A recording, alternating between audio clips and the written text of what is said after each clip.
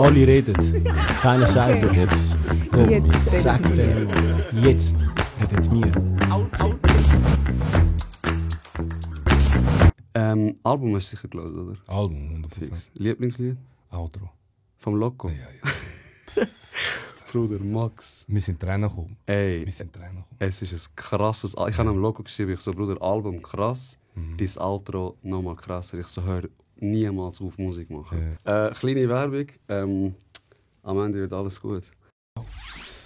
Nervös, ich sag dir ehrlich. Ich habe lang nicht mehr aufgenommen. Es ist ein bisschen Nervosität rum. Bruder, wir kennen uns vom Studio, vom Loco, vom Drini. Haben wir uns kennengelernt. Wie lange ist es her? Bei der Vernissage, wann war das? Herbst, September, Oktober? So, September, Ja. Oktober, oder? Genau. Dort haben wir uns kennengelernt. Wie es so ist in der heutigen Zeit. Das Instagram austauschen, Storys schreiben, dies, das. Und eigentlich der Grundgedanke, wieso wir uns getroffen haben, ist deine Kleidermarke. Yes. Ich habe gesagt, Bro, wirklich ein geiles Zeug. Ich weiß nicht, ob man das da sieht.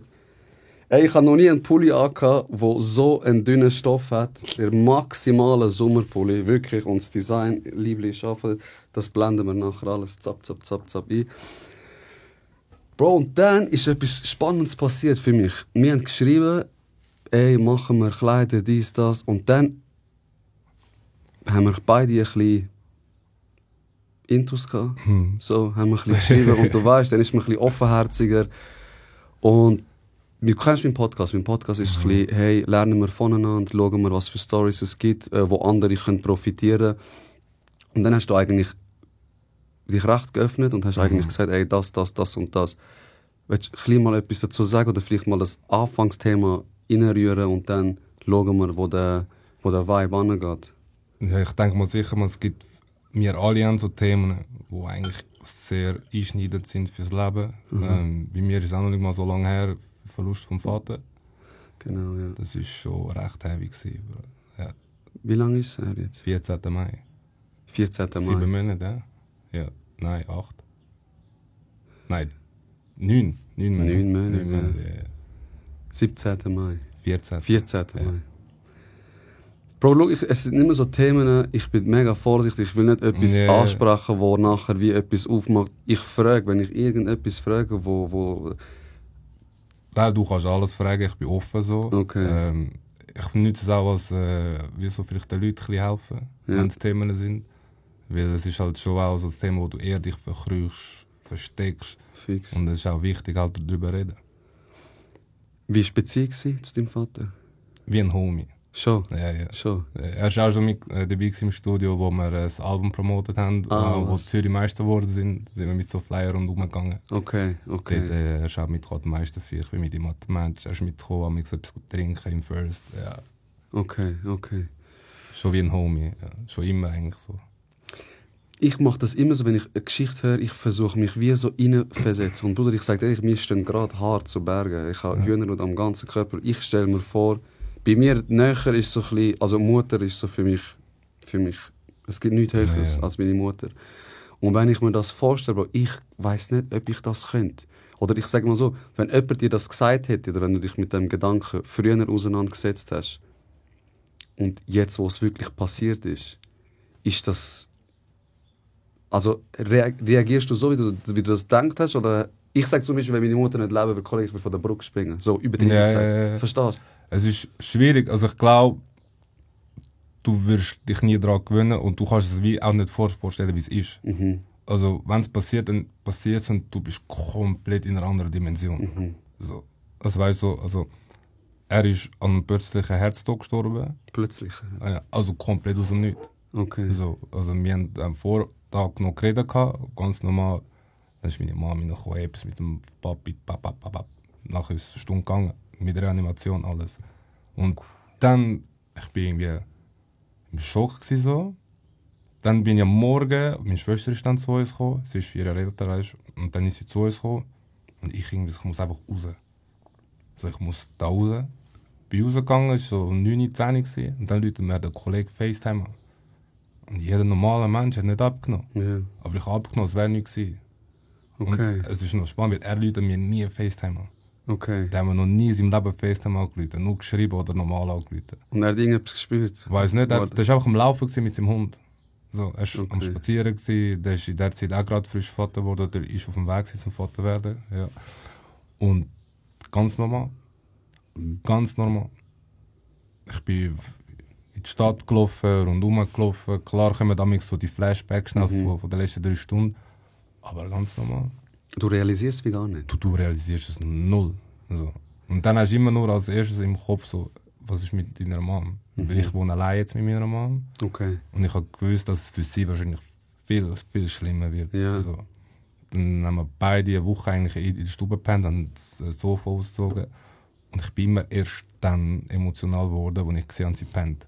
Okay, ja. So Stark sein für sie. Ja, wo sie eigentlich paradox ist. Weil Ja. die verlieren ja genauso einen wichtigen Mensch. So. Sie, der Mann, seit 34 Jahren an der Seite und ich, der Sohn, also der Vater. Ja, voll. Und das ist schon... Und das ist heavy, ja. Unterstützung hast du irgendwie, oder? Also eben so das Reden, also ich muss noch vielleicht voraussagen, ich habe genau in diesen 2 Wochen, ist eben auch so spannend, ich habe mich sehr mit mir selber befasst. Also ich kann auch in diesen 2 Wochen mit meiner Mom einen mega Tal gehabt über meine Vergangenheit, Schulprobleme, D-Probleme, das Kiffen, dies, das. Und wie so eine Art entschuldigt so, weil dass ich immer den Stress mit heimgenommen oder heimgebracht habe. Und mit meinem Dad habe ich das in dieser Zeit auch gehabt und mit meiner Schwester auch. Okay. So, und ich habe wie so das Gefühl gehabt, die Altlast können jetzt ablegen, hat mich stark gemacht und die Selbstfindung in diesen 2 Wochen. Okay. Weil ich habe dann irgendwie aufgehört rauchen, ich habe wieder angefangen mit Joggen, Okay. gesunder Schlafrhythmus, ich war voll fokussiert gewesen, so, und ich habe wie so das Gefühl, so, das hat mir extrem geholfen. Und es ist, nachher passiert das, dann macht es einfach wieder tack. So, dann fängst du mit deiner alten Gewohnheit an, weil dir alles rundum einfach nur noch egal ist. So. Ja, fix. Und klar, ich habe eher mit meinen Kollegen darüber geredet. Ja. So mit einem von meinen besten Kollegen, der Sena, der ist immer für mich da gewesen. Ich habe mehr mit dem Raffi und mit dem Waldrin einen guten Tag gehabt. Was ich aber nie gross gemacht habe mit meiner Mom. So. Aber das ist spannend, ja. Das ist spannend. Sorry. Ich habe sie nicht emotional gesehen. Ja. Aber wenn ich sie sehe brüllen, ich muss raus. Ich kann das nicht. Ich habe das auch. Meine Mutter brüllt ist so.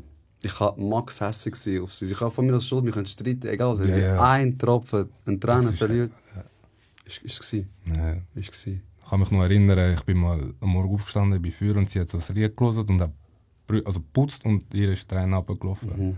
Ich so, hey, was ist los? Das ist ja nicht. Ich so, red. Weißt du, ich schon Herzrasen am Hals. So, vielleicht ist etwas passiert, weißt du?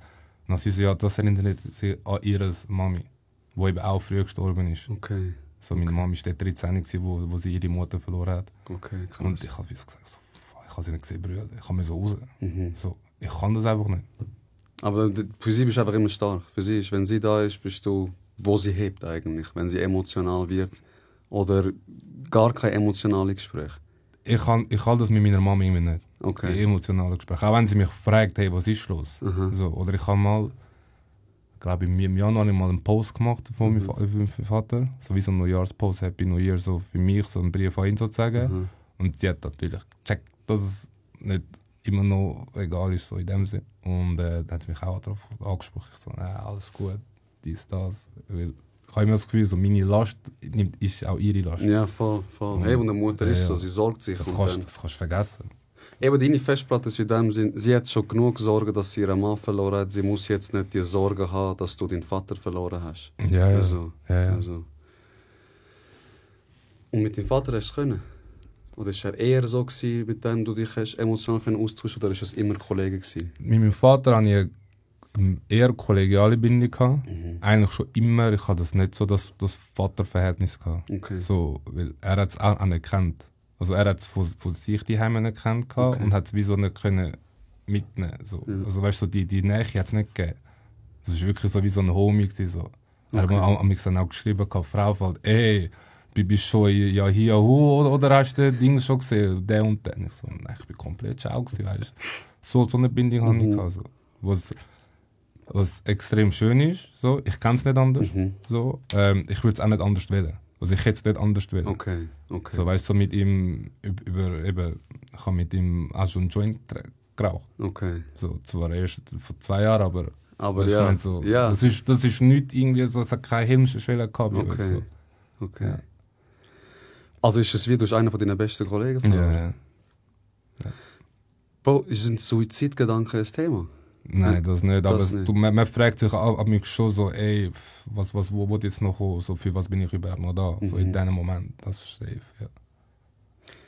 Wie lange ist das gegangen, bis du so, wo du hast ja erzählt, du bist wie so, du hast gar nicht realisiert, du hast gar nicht gecheckt, du hast gar nicht gewusst, wie was los ist.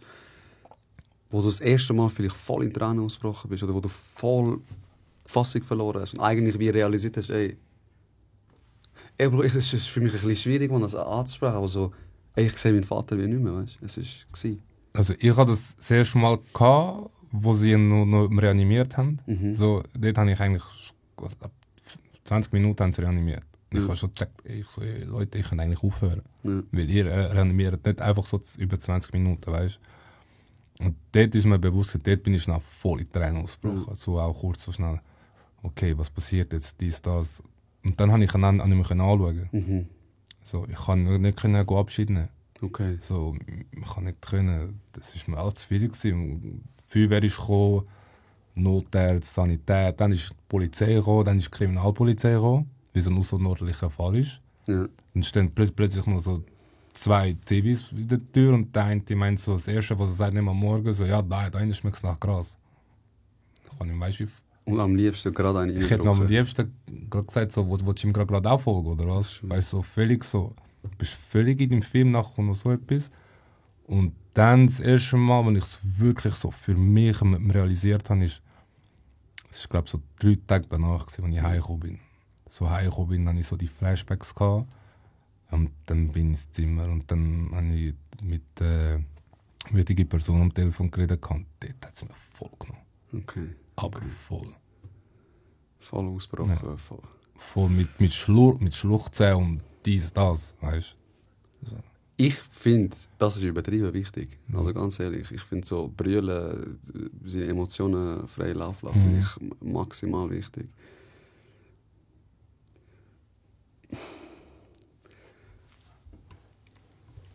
Boah, für mich ist es halt wirklich so, Ältere sind so für mich, Max, ich frage mich, gewöhnt man sich irgendwann daran? Also verstehe, es ist ja so Verlust, Schockmoment, du irgendwann realisierst du das. Der Schmerz kommt doch sicher immer wieder. Und vor allem sicher in so Momenten, Der Schmerz kommt immer wieder. Ja.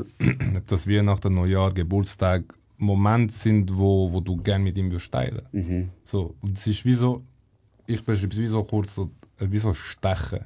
Wenn ich gerade zu tief in Gedanken eintauche, habe ich wie so das Gefühl, so, kennst du das Gefühl, wenn du von der Achterbahn runterfährst? Ja, Dann hast du so schnell, genau so ist es kurz. So. Okay, Aber ich bin verstanden, wie schnell mein Alltag wieder gekommen ist.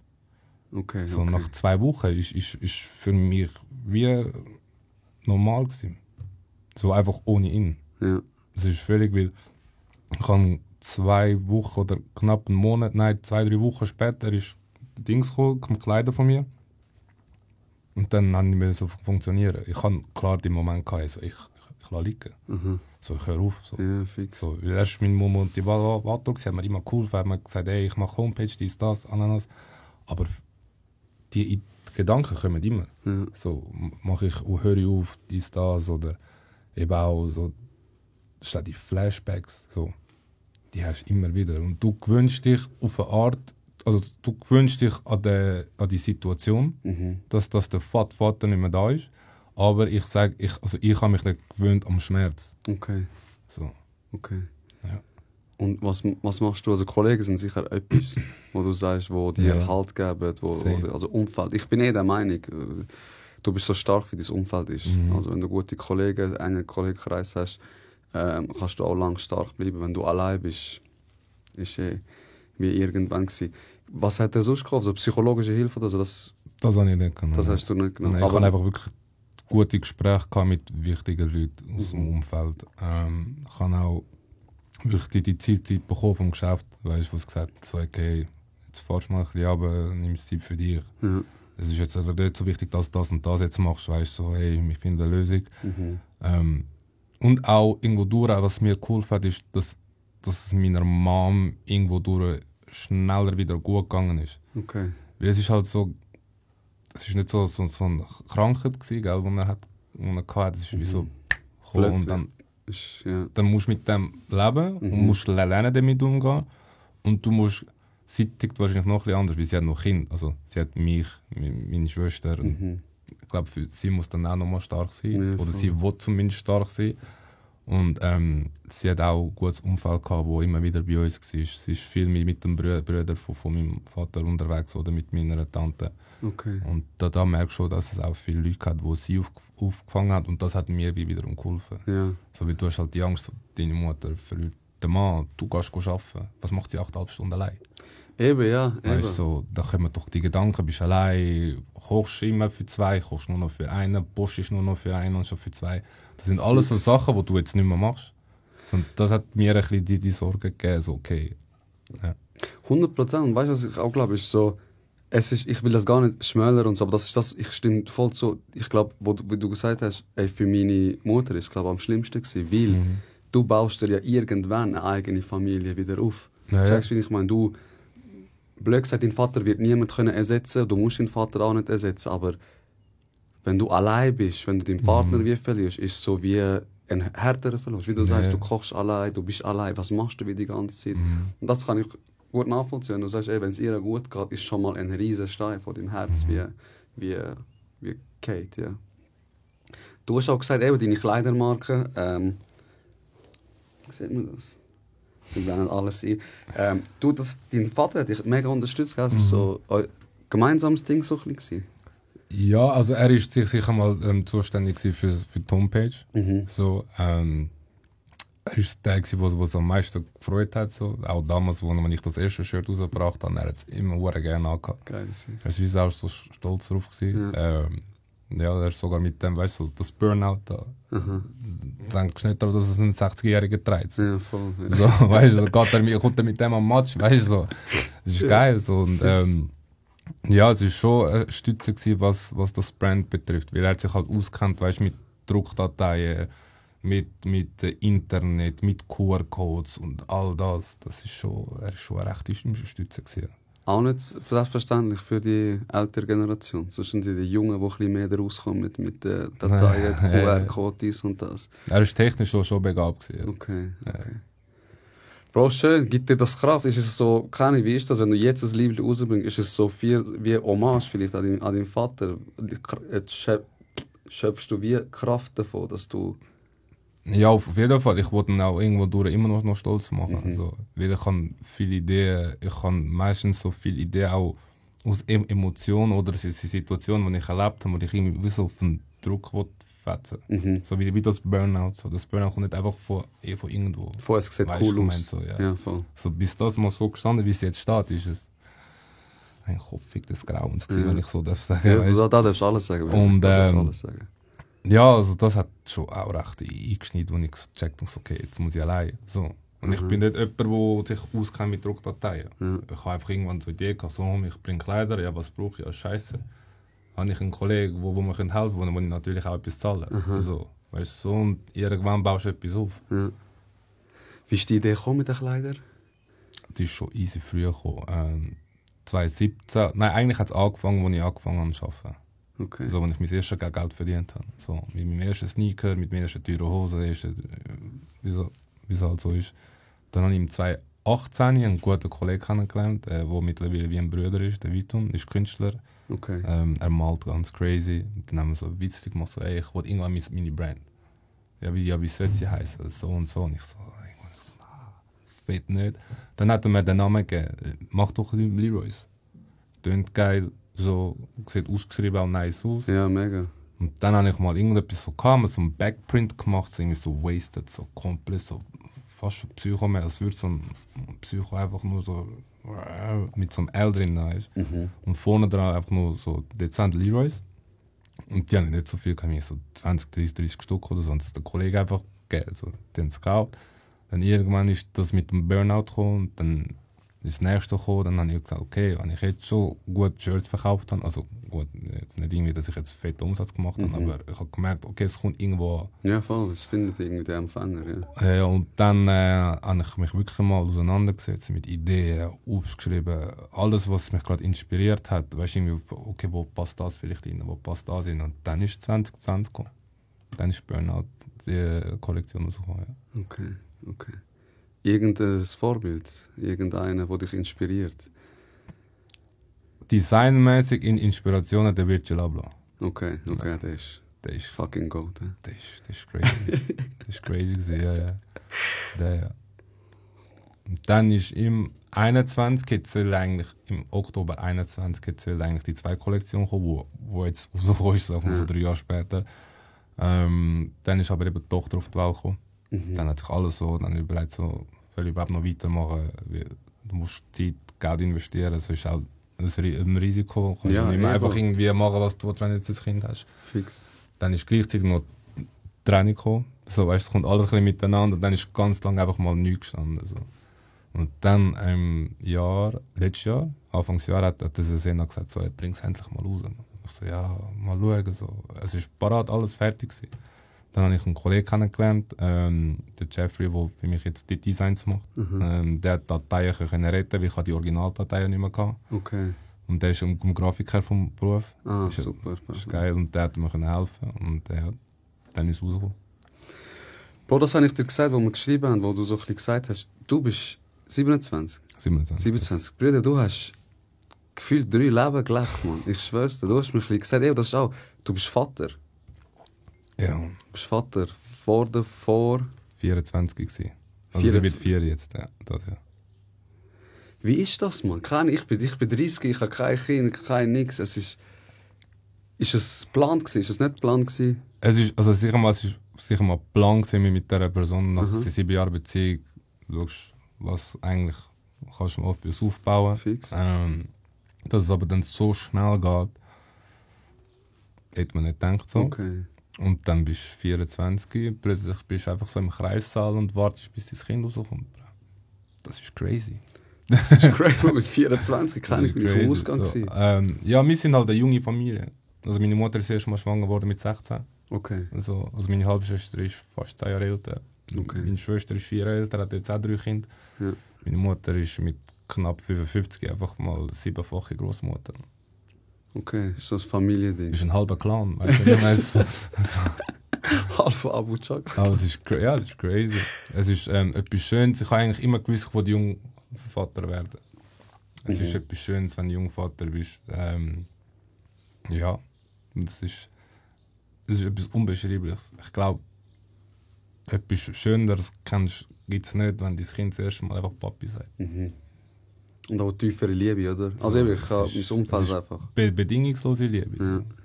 Ich kann machen, was du liebst, das Kind einfach. Ja. Es kann dich so hart stressen. Und du sagst ihr und gibst ihr gleich einen Kuss noch. Ja. Also, obwohl du würdest am liebsten weglaufen in dem Moment, so wie einfach so bumm, aber du kannst nicht. Ja. Das ist dein Fleisch und Blut. Ich habe hure lang nicht gecheckt, in deinen Stories und so, habe ich wie geschaut. Ich habe gedacht, das ist keine Ahnung, ein Kind von deiner Familie. Ich habe gedacht, vielleicht bist du der Onkel oder sonst etwas. Aber ich habe voll nicht gecheckt, dass du Vater bist, Mann. Ja, also, sie sieht auch nicht so aus wie ich. Also, man muss es schon auch sagen, sie ist halt hell. Sie ist heller als du, ja, voll. Ja, meine Ex ist halt Süditalienerin. Okay. Und ich bin halt ein Mischling so, und sie hat halt die Hautfarbe eher von der Mutter. Okay, was hast du für Wurzeln? Ghana, Deutschland. Ghana, Deutschland? Okay. Also mein Vater war aus Ghana, meine Mutter ist aus Deutschland. Okay, aber deine Mutter hat und je da gelebt, oder? Ja, es ist glaube ich irgendwann mit 2, 3 in die Schweiz gekommen. Mein Vater ist adoptiert worden mit 4. Okay. Ja. Woher aus Deutschland, weißt du das? München. München? Passau. Okay. Ja. Ich bin in Deutschland geboren, Mann. Das stimmt, hast du mal gesagt, Voll. mit dem Semir. Voll, ja, ich schwöre. Ich rede noch nicht so lange Schweizerdeutsch. Wie lange? Doch, jetzt mittlerweile auch, Mann. 16, 17. Aber krass. Also auch schon. Du bist einfach der einzige Deutsche, den ich kann über Schweizerdeutsch reden kann. Kein Deutscher, aber Bruder. ja, Bruder, ich assoziiere mich auch als Schweizer. Ja, Nein, also ich bin nicht... Nein, aber ich bin da aufgewachsen. So. Ja, voll. Gut, bei mir ist nochmal etwas anderes. Ja, nein, ich habe türkische Wurzeln, aber Deutschland geboren und dann da angekommen. Aber Ich glaube, ich identifiziere mich auch am meisten als Schweizer. Nee. Du lebst da, du verdienst dein Geld da. Es ist... Das ist ein paar paradox, wie wenn es um das Positive geht, sagen alle, ja, du bist ja Schweizer. Aha. Aber so sagen es nicht, du bist Schweizer. Das ist schon krass. Cerdan Shaqiri, wie sie sagen. Schießt uns ins Viertelfinale Genau, der gegen Schweizer Serbien. Cerdan Shaqiri. Aber dann, wenn irgendein Ausländer Scheiß macht, der... Schweizer mit kosovarischen Wurzeln. Genau, mit türkischen Wurzeln. Dann grad, Bruder, dann grad. Ich habe wirklich gelernt, man, was mich da aufregt, ist so ein bisschen die Nichtsgönner-Kultur. Man, voll anderes Thema, sorry. Bruder, nach 3 Monaten Mexiko, ich bin da angekommen, was für ein Vibe die Leute da haben, man. Was für ein Nichtsgönner-Vibe. Das ist unglaublich, wirklich. Ich habe schon gesehen, wie du am Chillen warst, wie du dein Leben am Geniessen dort. Bruder, Ich da bei Schnee. Ich habe dir, glaube ich, noch ein Bild geschickt, wie es geschneit hat. Du hast mir geschickt und ich habe mir dann cool... Ich habe es angeschaut und ich so, boy, ich gehe erst in 5 Wochen zurück, Nee. weißt, scheiß drauf. Aber die 3 Monate, die sind so. Das glaube ich. Ich bin da angekommen. Ich habe gedacht, mich nimmt mexikanische Sonne mit, ich bleibe positiv. Ja, und so. schau jetzt, was für Babel so Sonne mehr Ja, haben. jetzt ist maximales Wetter, man, ich muss wirklich sagen. Aber es ist schon ein bisschen anders, Bro. Und auch eben, ich arbeite im Knast, überleg. Von Mexiko am Strand 3 Monate nichts machen, Kebab, stehst auf, wenn du willst. Gehst trainieren, jetzt am 6 läutet der Wecker, Bruder. Das ist ein Pain. Ne? Das ist ein Pain, ich sag dir ehrlich. Aber du schaffst auch noch, du machst nicht nur deine Kleider, du schaffst Nein, ich noch. arbeite 100%, bin ich VB. Also Kleinkindererzieher. Seit 12 Jahren. Das hat er sicher auch in die Karte gespielt. Er oder? hat sehr in Karte gespielt, ja. Oder? So das Typische, wo alle sagen, das Wickeln. Ich habe, glaube ich, im Leben schon 200 Millionen Mal gewickelt. So, weißt du, ich meine, so, das machst du mit der Zeit blind. Ja, voll. So, aber allgemein auch so die Entwicklungsstand vom Kind. Du weißt jetzt, okay, jetzt kommt vielleicht diese Phase. Du weißt, es hat vielleicht nichts mit dir zu tun. Ja. Oder allgemein so, wie wird dein Kind trocken? Der Übergang von Windel aufs WC. Und in die Kita, ich wäre wahrscheinlich aufgeschmissen gewesen. Eigentlich voll blessed, ich schwöre. Ja, ja. Du weißt, wie, Das ist was, schon wo blessed, machen. ey. Ich glaube, eben, das haben wir vorher kurz angesprochen, es ist sicher anders, als dein Kind ist. Es ist viel emotionaler. Du kannst es nicht so nüchtern betrachten wie mit fremden Kindern. Aber eben, was du musst machen, weißt du ja. Du kannst wickeln, du kannst... Also die Abgrenzung so in dem Sinn gibt es safe nicht zum Ja. eigenen Kind. So, also weißt du, dein eigenes Kind bringt dich schnell mal aus der Bahn. Ja, So wie du sagst, hey, das kann doch nicht sein. Wieso machst du das jetzt? So, ja voll. weißt du, oder irgendwie so, darf ich das? Nein, dann schaut sie dich so herzig an, so Schöckli, so nein. So, letztes Mal auch, wir sind am Tisch gesessen und sie sitzt so, dass sie zum Kühlschrank sieht. Meine Mutter hat nur kurz den Kühlschrank aufgemacht. Sie steht einfach auf, beim Essen, zum Mittagessen, läuft zum Kühlschrank, bringt den irgendwie auf und holt einfach zuoberst oben so eine Lindor-Kugel. Gerade hat sie Ich gegessen. so, Amigo, wie hast du die gesehen? Mann? Wie hast du die gesehen? Weißt du, und für sie so, ja, ich bin beim Papi, ich kann jetzt machen. Weißt du, das ist so. Ja, Ganz crazy, ja. Herzig, Mann. Willst du noch Kind? Ja, Bruder, eigentlich unbedingt, ja. Schon. Also, ich habe immer gesagt, wahrscheinlich, wenn das meine Mama gesehen hat, ich habe immer gesagt, bis ich 27, mein zweites Kind und ab dann eigentlich kein. Wenn Okay. ich denke, als zweites Kind habe, wollte ich kein zweites Kind mehr. Okay. Aber jetzt, ich glaube, wenn ich so zurückschaue, so, okay, ich habe halt schon auch viel verpasst. Sehr, sehr viel verpasst. Ich wollte schon, also Kinder sind etwas Schönes. Du gibst dein Fleisch und Blut weiter. So. Ich wollte safe eigentlich noch 1, 2 Girls wollte ich schon noch. Schon, gell? Ja, ja. Kein Buben? Ich weiss, wie ich war. Okay, wie war es? Eigentlich anscheinend ein mega chilles Kind. Bis das Schulsystem angefangen hat. Bro. Dann hast du gedacht. Dann, ja. Und dann, was war es? Also, was hast du für Von Probleme? Kleinklasse bis Einzelunterricht, Okay. bis 4-mal aus der Schule geflogen, bis, keine Ahnung, ich habe glaube jede Schule im Umkreis in Oerlikon gesehen. Okay. Dann haben sie mich ins Heim tun. Dann haben meine Eltern aber voll dafür gekämpft. Und dann haben sie gesagt, ja gut, dann gehst du in die Tagesschule. Irgendwo auf Glattfeld dahinter. Okay. Ich weiss nicht, bei Bülach hinten, bei Eglisau. So, die haben so Tierpädagogik. Ja. Weißt du, über Erwachsenwerden mit Jugendlichen. Die haben auch so ein System von Erstklässler, die Problemkinder sind, Anführungszeichen, Aha. bis die in die Lehre kommen. Okay. Kann man alles zusammen gesammelt? Alles zusammen so. Und ab dem Moment, also meine Mutter hat das rückwirkend gesagt, ab dem Moment hat sie gewusst, ich will anfangen zu kiffen. Okay. So. Weißt du, Das war der Einstieg. ja, das war der Einstieg. Aber ganz kurz, was sind die Probleme gewesen, Brüder? Wieso bist du aus Aggression, Nein, Aufpass? ich habe noch nie einen Menschen geschlagen. Okay. Noch Okay. nie. Also klar, es hat schon Ausschreitungen gegeben, Fix. das haben wir schon, logisch. Aber ich habe noch nie einfach so einen Menschen geschlagen. Ja, voll. Ich kann das auch einfach. nicht, ich hasse Gewalt. So. Ja.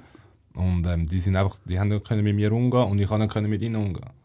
Ich bin dann irgendwann so gewesen, so, ja, was machst du mit mir? Ich habe mir das nicht gefallen, ich gehe heim. Ich habe Okay. mein Zeug gepackt, bin heim. Okay, Also, okay. Dann haben sie angefangen, mich überall auszuschliessen, an jede Klassenfahrt, jeden Ausflug, jedes Lager.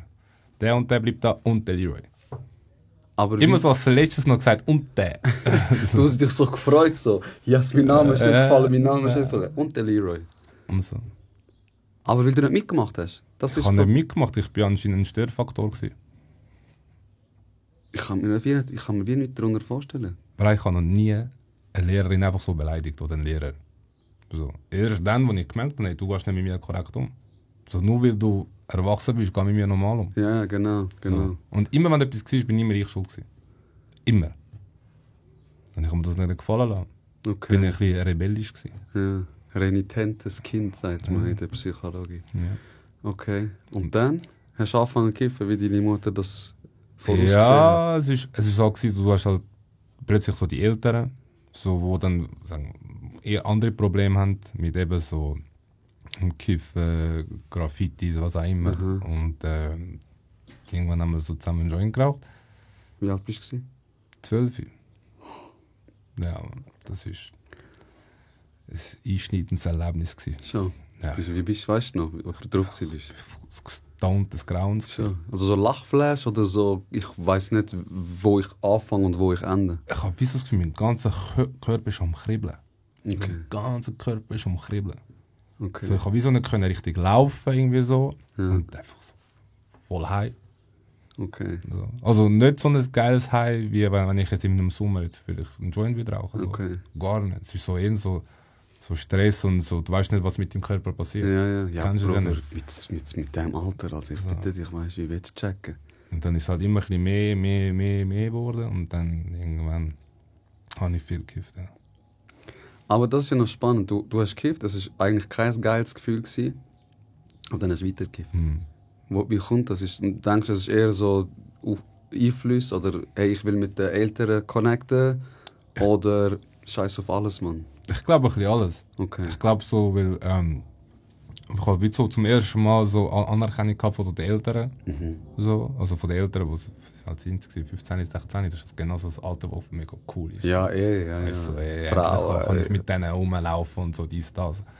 Dann so, mir ist egal so. So, ich habe nicht irgendetwas, wo mich irgendwie hebt. Ich habe gewusst, wenn meine Eltern das herausfinden, sie werden mich nicht prügeln. Sie würden einfach sagen, ist scheiße. So, weißt du, so, ich habe gewusst, ich muss keine Angst haben. Ah, du kennst es auch nicht so irgendwie. Nein. Gewalt von dir heim. Nein. Okay. Meine Mutter hat mir noch nie eins geschmiert. Okay. Obwohl es wahrscheinlich schon 110 Gründe hatte. Okay. So, mein Vater auch nicht. So. Die einzige, wo mich mal geschmiert hat, ist glaube ich mal meine Schwester. So. Die Geschwisterliebe. Aber ja, es war wie so, so, ja komm, ist cool. Und dann irgendwann ist es wirklich auch so cool geworden in dem Sinn, das High sein. So. Es ist jetzt nicht mehr so ein Stressfaktor. Es ist so, okay, es ist entspannt. Voll, Ja. Und dann hat es angefangen, so, ich gehe nicht mehr in die Schule. So. Und dann habe ich irgendwann so ein bisschen das Schulsystem, das wir dort probiert zu dribbeln. So. Sie haben gesagt, sie haben eben Rösser gehabt. Okay. Und haben gesagt, ey, du darfst reiten, wenn du pünktlich kommst. So, also musst du Stall machen, weißt, für Verantwortungsgefühl und so. Und somit bin ich eben auch zum Reiten gekommen, aber das weisst du glaube gar nicht. Nein, das weiß ich gar Ja, nicht. ich bin 8 Jahre geritten. Ah, was? Ja. Aber dort auch die Möglichkeit gehabt, zum Brevet zu machen. Ah, krass. Ja. Eigentlich etwas Schönes, dass Es das ist verdammt System schön. dort mit den Tieren dir so ein bisschen Verantwortung. Ja, aber es wie- geht nicht auf.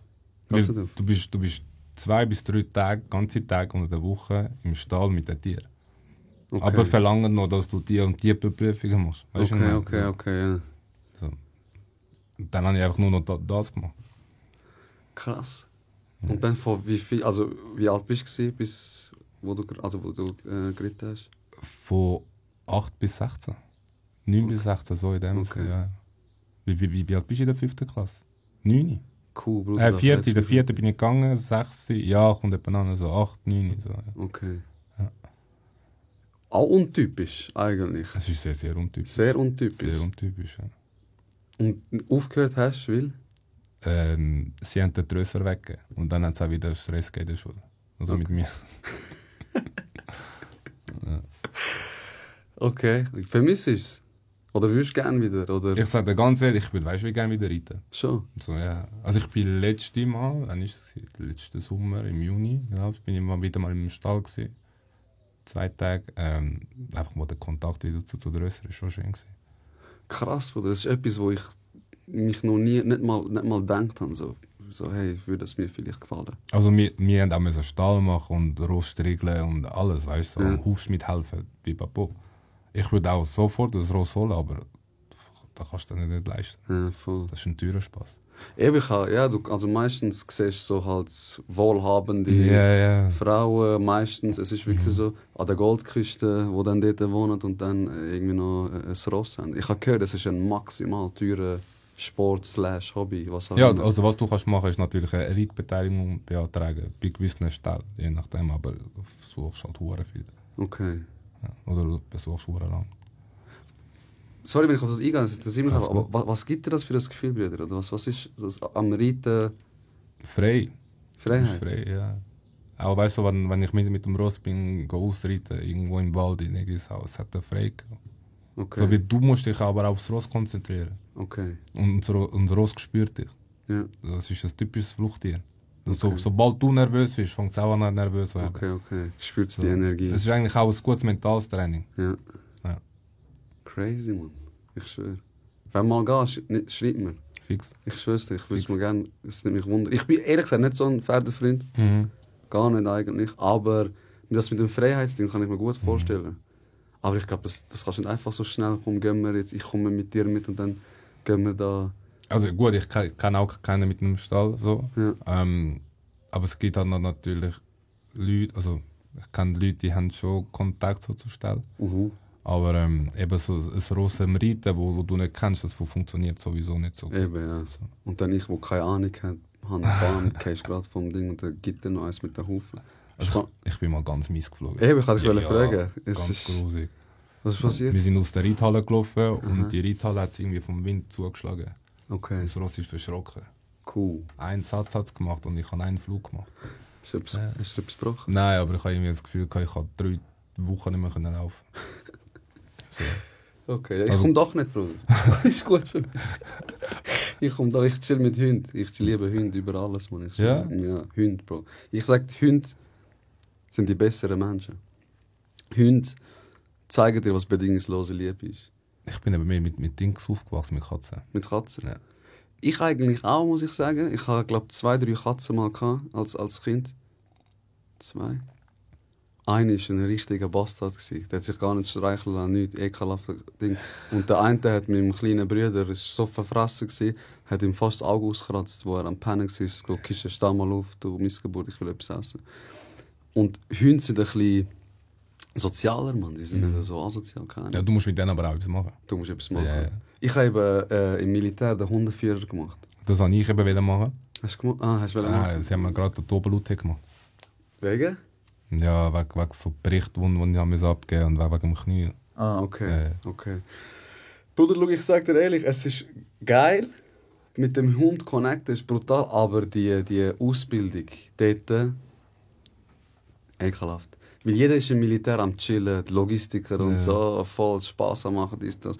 Als Hundeführer, du hast 20 Minuten zum Essen, weil du musst davor mit dem Hund laufen und du musst danach mit dem Hund laufen. Du musst eigentlich immer mit dem Hund laufen. Also holst du als Welpe? Nein, es ist so, du bist 5 Wochen bist du erst mal dort und dann analysieren sie dich, wie bist du vom Charakter, machen sich Notizen, bla bla bla, und die wissen ja, wie die Hunde sind. Das sind schon ein bisschen antrainierte Hunde, weil das schaffst du niemals, ein Hund, der noch keine Ahnung hat, alles neu beibringen.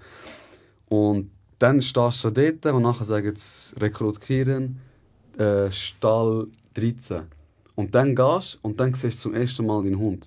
Und du darfst schon Wünsche so bringen, so, hey, ich will den Hund, ich will ein Weibli, ich will dies, das, aber ist nicht garantiert. Und dann gehst du rein und dann siehst du ihn. Und Bruder, ich habe mich in meinem Hund maximal verliebt. Hast du ein Dings gewünscht, einen Schäfer? Ich habe gesagt, ja, ich hätte am liebsten einen Schäfer. Das ist ein belgischer Schäfer oder ein Malinois.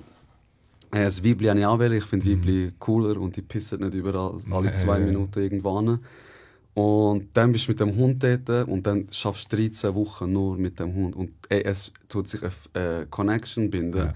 Das ist unglaublich. Das ist wirklich unglaublich. Das ist so etwas Schönes, habe ich wirklich selten erlebt. Und die hat gelesen im Fall, weißt du, das sind Militärin. Brüder, die hat können 500 Meter laufen. Ich musste nur müssen machen. Gerade ist sie gerade zurückgerannt. Und das ist schon schön, wenn du einen Hund hast, der auch hört.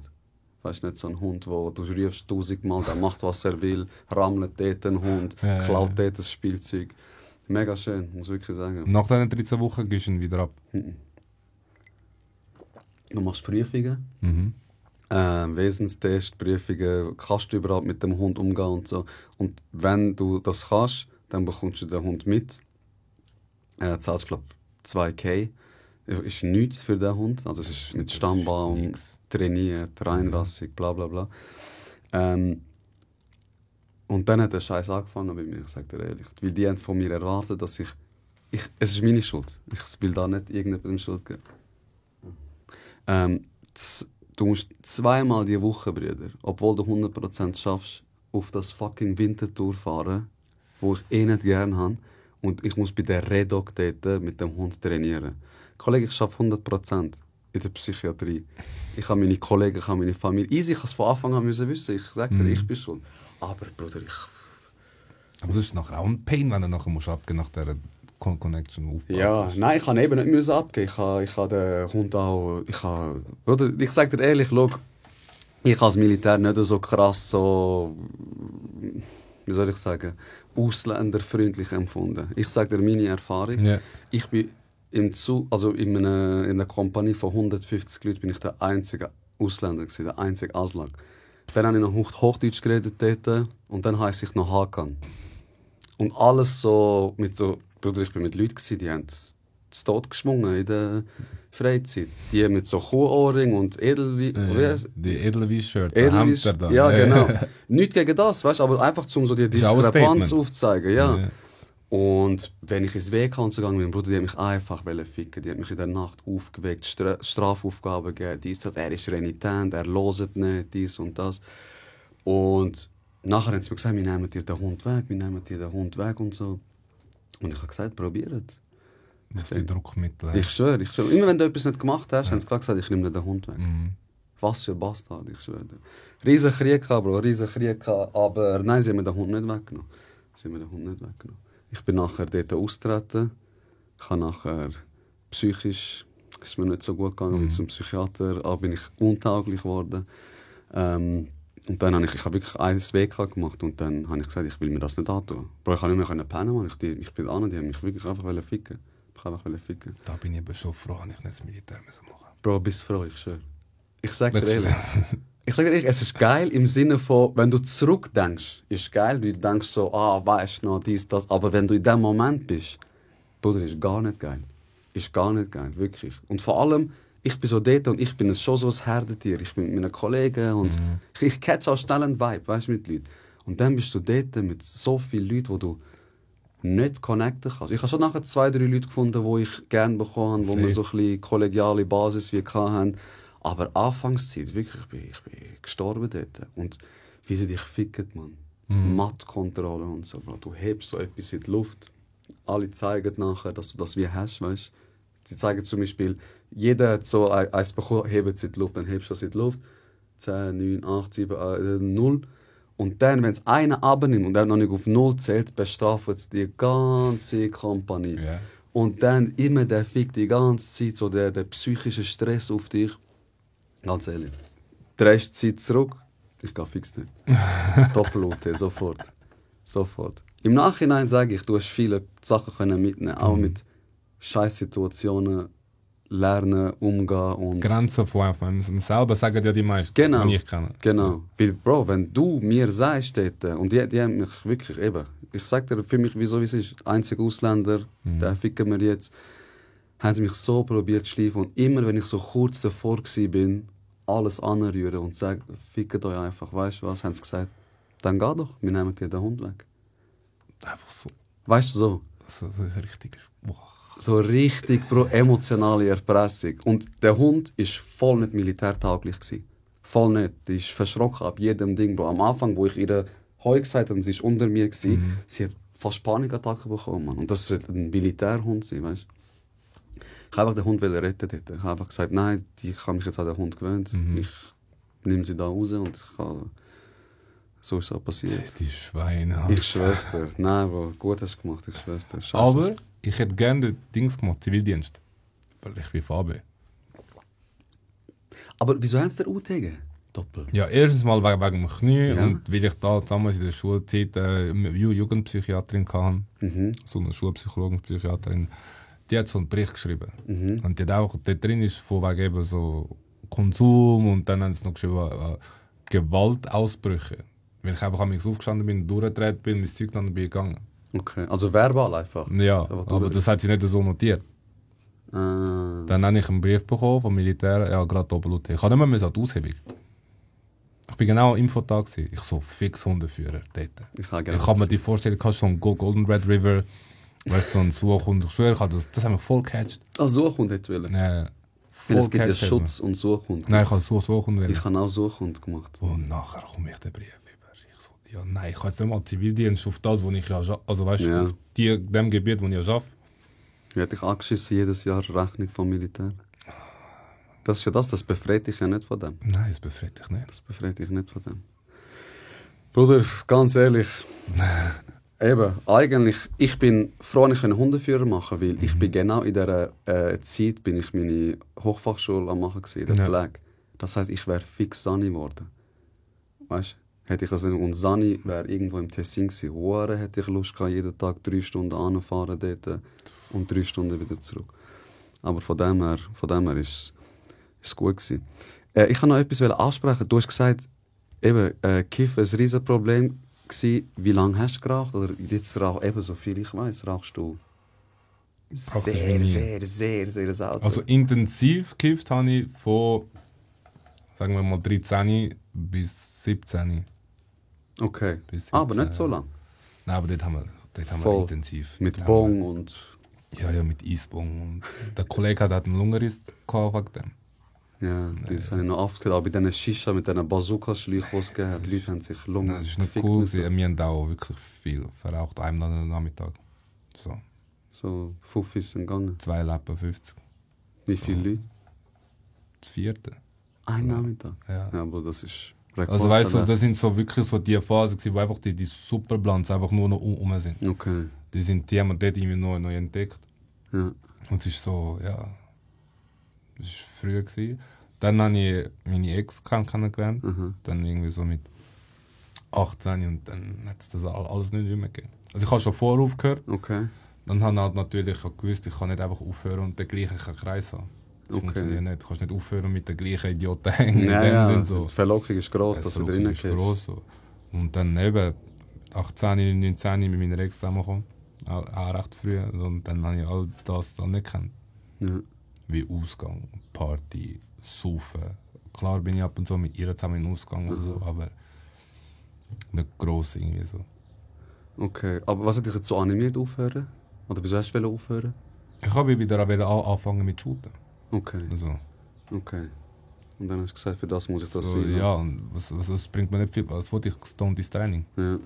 So nach dem Training bist du schon so kaputt, dass du dann willst du irgendwie so einen Joint drehen. Ja, voll. Ja, bist du eben, bei mir ist auch, das Jiu-Jitsu ist Training. Kollege, wenn ich heimkomme, ich bin tot, man. Ich mag nicht mal etwas Essen machen. Ich liege auch so auf dem Bett, dort, voll Hunger. Ich denke mir, scheißegal, schlaf einfach, es ist morgen. Gar Aber es hat keinen mir Nerv. allgemein auch abgelöst. Okay. Das Kiffen, es hat mir nichts mehr gegeben. So, das voll bekifft rumliegen, es ist 10 Jahre, also ich gehe mal lieber heim. So, es ist voll nichts mehr. Bro, schau, meine persönliche Meinung, ich habe meinen allerersten Joint mit 23 geraucht. Also recht spät eigentlich.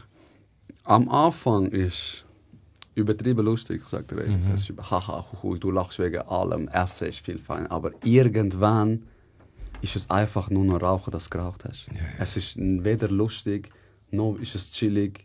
Und dann musst du einfach sagen, Kollege, man, für welchen Preis? Stehst du am Morgen auf, bist schlecht gelohnt, bist voll kaputt. Okay. Weißt du, das zerrt ja an deinem Körper. Ich meine, bis das THC in deinem Körper abgebaut wird, geht 5 Stunden.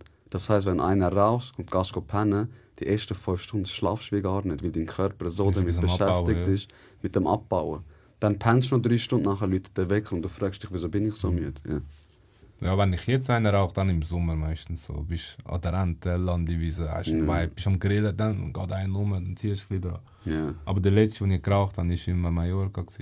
Mallorca. Wo wir mit den Jungs in die Ferien sind. Also mit Kollegen. Da hat der Kollege mir so einen Hasch aufgetrieben. Okay. Von so einem Marokkaner, glaubst du. Und der hat schon so gefährlich ausgesehen, so schwarz. Giftig. Dort hatte ich zum ersten Mal so voll den Lachflash gehabt. Okay. Also ich habe wirklich nicht mehr aufhören. Wir sind Tränen runtergelaufen. Okay. So richtig ganz schlimm. So. Ja, aber ich habe wie das Bedürfnis nie so. Mhm. Ja, es ist also, Also ich finde es nicht irgendwie so etwas, wo ich jetzt muss chasen oder so. nein. Darum alle Jugendliche, alle Kinder, alle Erwachsenen, die immer noch Sagen Nein zu Drogen. genau Nein zu Drogen, Sport machen, gute Musik hören, mit Kollegen connecten, Podcast machen. Jetzt redet mir. Bro, ich habe noch ein Thema, das ich gerne ansprechen und dann, wenn du etwas ansprechen willst, go for it. Du hast mir gesagt, es ist eigentlich, bist du schon ein bisschen nervös gewesen. Da ankommen, reden, dies, das. Aber du hast gesagt, es beschäftigt dich etwas, oder was dich immer davon abgehalten hat. Und das ist das Stottern. Ja. Ich weiss nicht, es wäre hure spannend, wer hat wann realisiert, wenn du stotterst. Weil ich finde, so extrem finde ich es jetzt nicht. Also es ist wie Es so. ist extrem gewesen. Es ist extrem gewesen. Ja, ich kann. Okay. Also, es hat früh angefangen. Ich weiss es wie nicht mehr. So. Meine Mutter hat es mir einfach immer erzählt. Ich habe glaube erst mit 4 Jahren angefangen zu reden. Okay. Weil ich meine Mittelohrentzündung kann, weil sie nicht richtig auskuriert haben. So. Okay. Und ich habe noch Wasser in den Ohren gehabt. Okay. Somit ist die Sprachstörung entstanden. Okay, So. okay. Dann bin ich bin ein Sprachheilkind. So. Und ich habe dort, das weiss ich noch, mit 4, 5, 6 so keinen Satz rauslassen. Okay. Ich habe wirklich gestottert. So. Und dann irgendwann eben mit der Logopädie, dies, das. Du tust dir auch Sachen angewöhnen. Weißt du, ich merke es ja selber bei mir, wenn ich stottere. So, meistens ist es immer so ein Zweierstotterer. So, da. So, und dann merke ich, okay, fang den Satz neu an. Okay. Oder machst du eine Pause. So. Aber das hast du für früher nicht können. Ja. Und ich merke das halt immer so, wenn ich jetzt irgendwie so ein Gespräch muss machen, das ich nicht möchte. Okay. Oder wenn du nervös bist, so, dann fängst du einfach an zu stottern. Okay. Du machst einfach so da. Und es fuckt dich ab und das macht es nicht einfacher. Ja, Wenn's es macht es dich noch stört. schlimmer. So, ja. Und es ist wirklich so, okay, ich habe voll verhängt, ich stotter, ja. So. Es sagen mir alle, wenn ich neu kennenlerne oder mich noch nicht so lange kennen, hey, ich habe es voll nicht gewusst. So. Ja. Ein Kollege hat es mir letzte Woche auch gerade gesagt, so, ich habe es voll nicht gemerkt, erst wo du es gesagt hast. Ja, voll. Ich weiß nicht, aber ich höre es bei mir selber. Aber wahrscheinlich, weil ich halt einfach weiss, ich stottere. Also ich habe einen Kollegen, der stottert viel mehr als ich.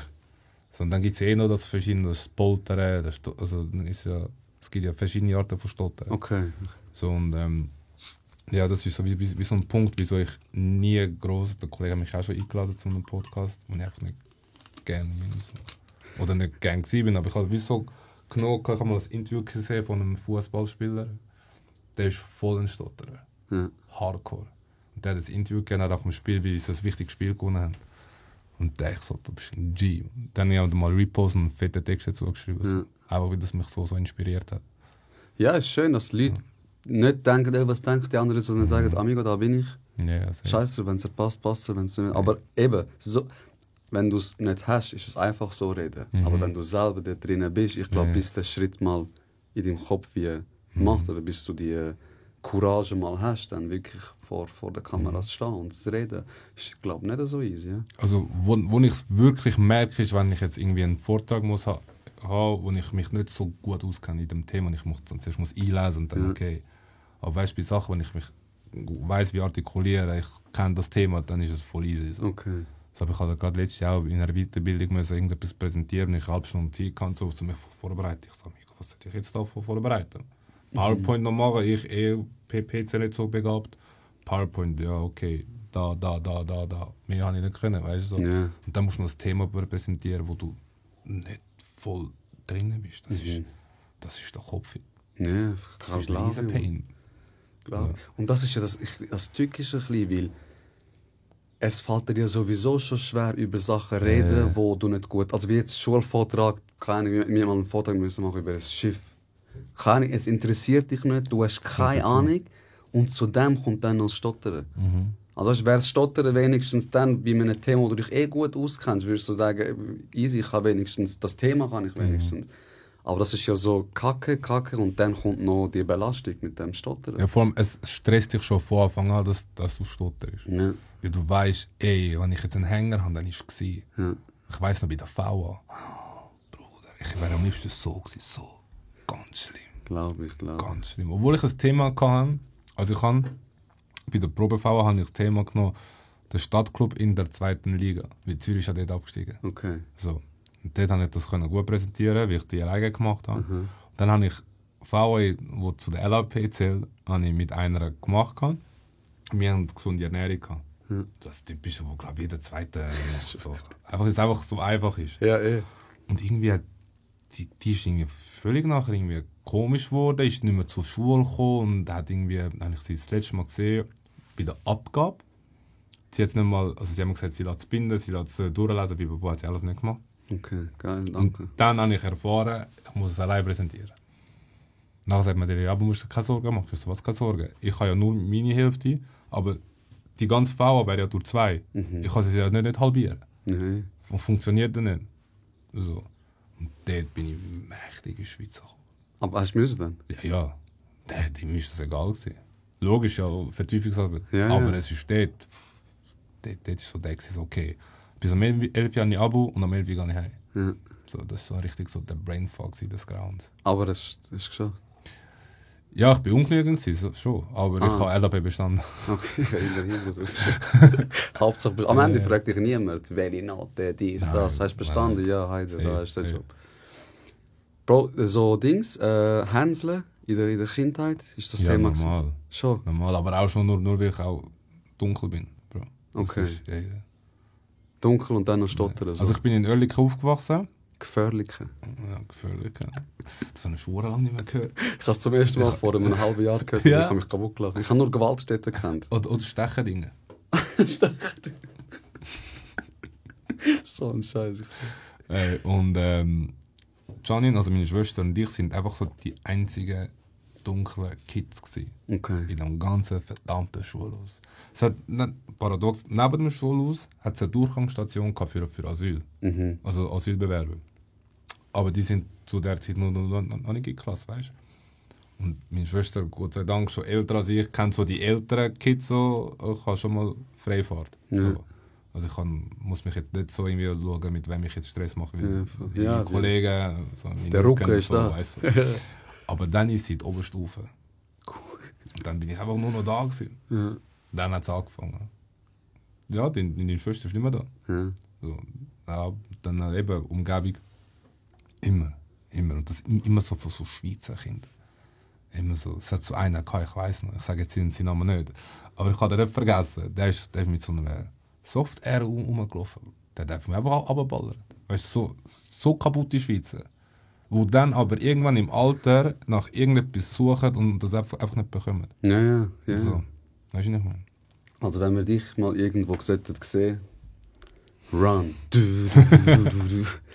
Bro, ich verstehe, ich habe mega Mühe mit so kann ich diskriminieren, egal wegen was. Aber ich glaube, Kinder, ich hoffe, ich erzähle keinen Scheiß, aber ich glaube, erst mit 12 fängst du an, wenn überhaupt, Ja. Wie heisst es? Mitgefühl haben oder Empathie genau, ja. danke. Empathie wie zu haben. Umso wichtiger ist es, dass du im Elternhaus das wie beibringst, oder? Und ich hasse so Eltern, die sagen, mein Kind ist in der Schule, dafür musst du Schule schauen. Alter, nein, es ist dein fucking Kind, man. Schau dafür, dass es so aufwächst, dass es nicht diskriminiert und keine Ahnung, irgendwie Liebe für alle hat. Aber ich habe jetzt ein paar Leute aus dem Umfeld, mit denen ich close da bin, so, die haben früher mich eher gemobbt. So. Okay. Und dann irgendwann hat man sich halt wieder gefunden. So, irgendwann hast du, das ist dein Kollege, ja, meine auch. Ja, okay, hängen wir zusammen. Okay. Ja, vergessen wir, was früher war. Ja, okay, ich bin nicht nachtragend. Ja, alles schön und gut. Eben, und du schaffst mit Kindern, du weißt ja, wie Kinder, wie Dinge sind. Naja. Aber erinnerst du dich so an etwas, so einen Spruch, den sie gesagt haben, wo dich...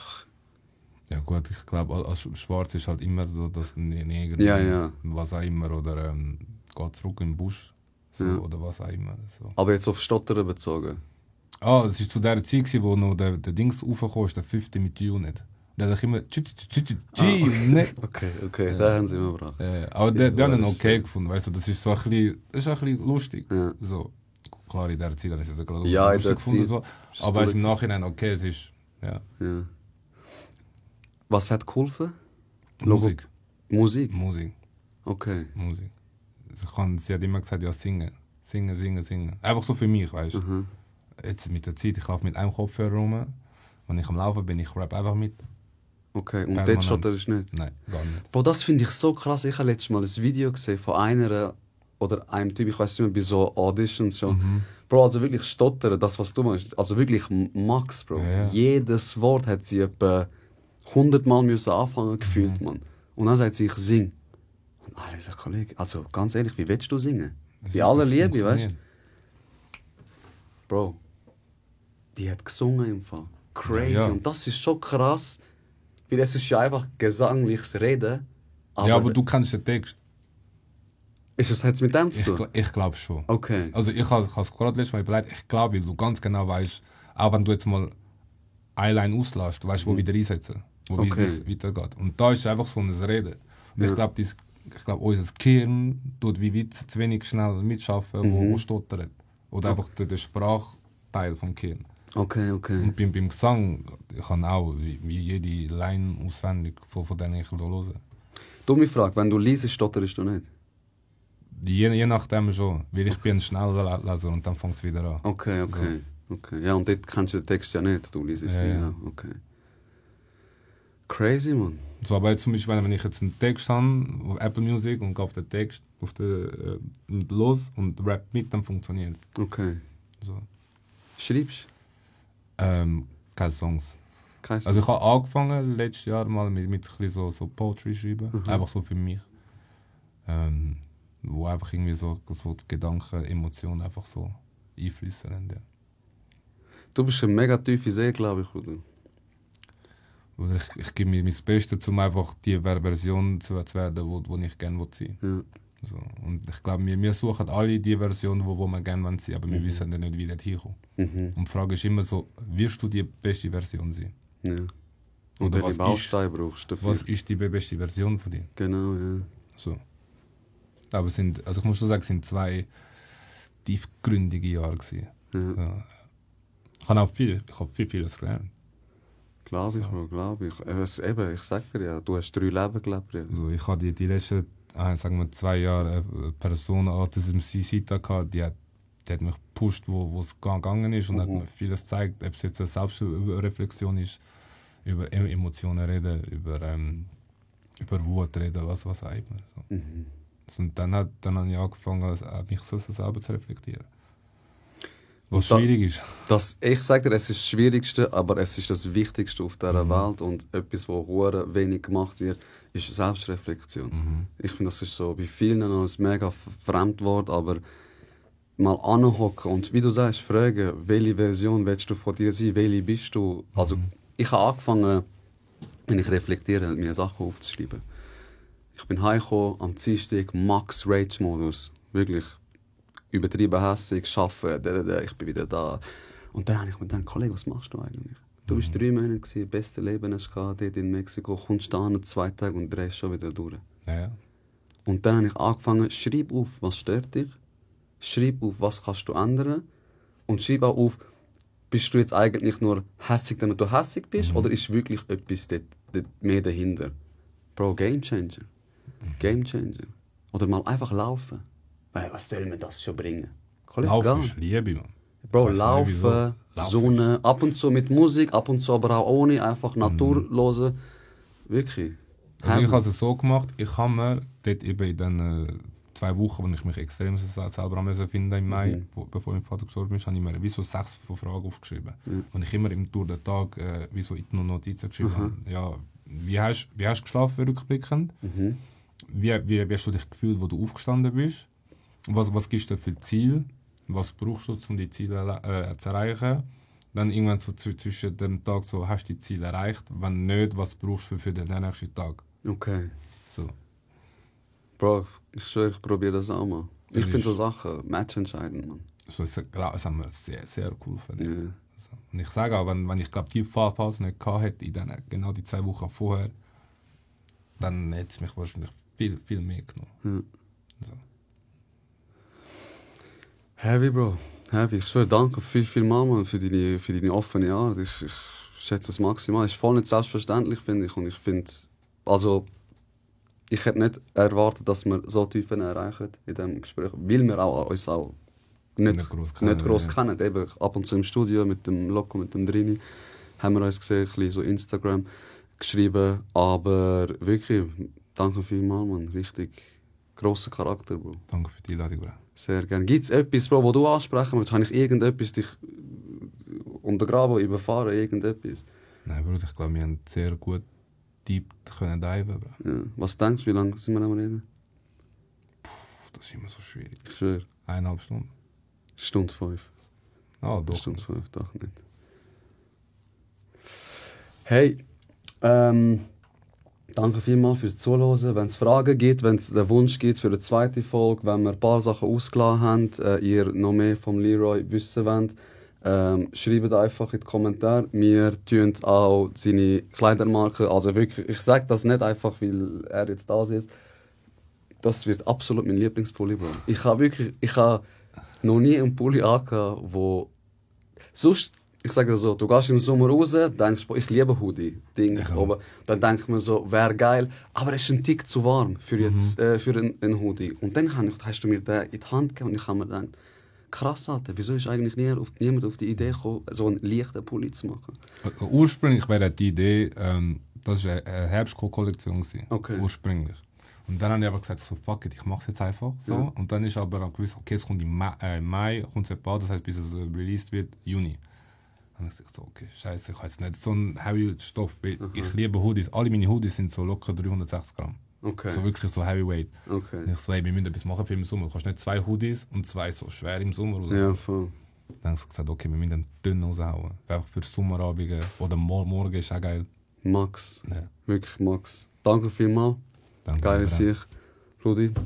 Hey, bis zum nächsten Mal, wenn es wieder heisst, lernen wir voneinander, lachen wir miteinander. Ciao zusammen.